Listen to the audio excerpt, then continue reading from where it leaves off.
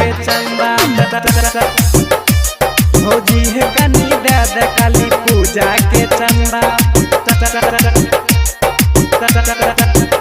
काली पूजा के चंदा मैया कृपा से सब करे काम धंधा। हे भौजी सुना छो काली पूजा के मैया कृपा से सब करे काम धंधा भौजी हे भौजी सुना छो भौजी है कनी दादा काली पूजा के चंदा भैया हो कनी दादा काली पूजा के चंदा मैया कृपा से सब करे काम धंधा बुझलो कि ना करे काम धंधा मैया कृपा से सब करे काम धंधा भौजी हे भौजी है कनी दादा काली पूजा के चंदा भैया हो कनी दादा काली पूजा के चंदा भौजी है कनी दादा काली पूजा के चंदा पूजा के चंदा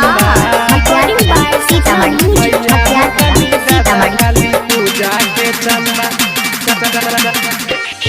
काली माई के भौजी सब मेला देखे आई हो मैया रानी के सब दर्शन करी हो बुझलो कि ना काली पूजा के चंदा काली माई के भौजी सब मेला देखे आई हो मैया रानी के सब दर्शन करी हो काली माई कर तो नहीं कम तोहर मंदा चाची हे चाची सुने छो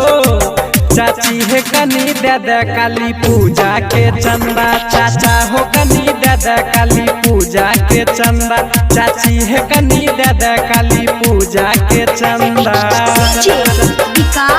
पूजा के चंदा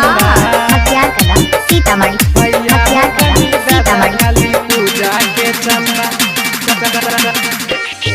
अपने गाँव में लगते मेला है भीड़ भार है मेला देखे आई हो भौजी सब परिवार है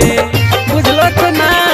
सब परिवार है अपने गाँव में लगते मेला है भीड़ भार है मेला देखे आई हो भौजी सब परिवार है मैया के प्रसाद सबके खिले तो नंदा बाबू हो सुने छो बाबू हो कनी दादा काली पूजा के चंदा चाचा हो कनी दादा काली पूजा के चंदा भैया हो कनी दादा काली पूजा के चंदा पूजा के चंदा भैया कनी दादा काली पूजा के चंदा मुन बिहारी के भौजी माना तू कहना मेला में किन ली हो बेदरा खिलौना मुन बिहारी के भौजी माना तू कहना मेला में किनी हो बेदरा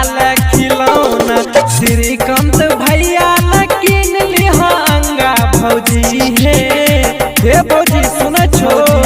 भौजी है कनी दादा काली पूजा के चंदा भैया हो कनी दादा काली पूजा के चंदा चाचा हो कनी दादा काली पूजा के चंदा।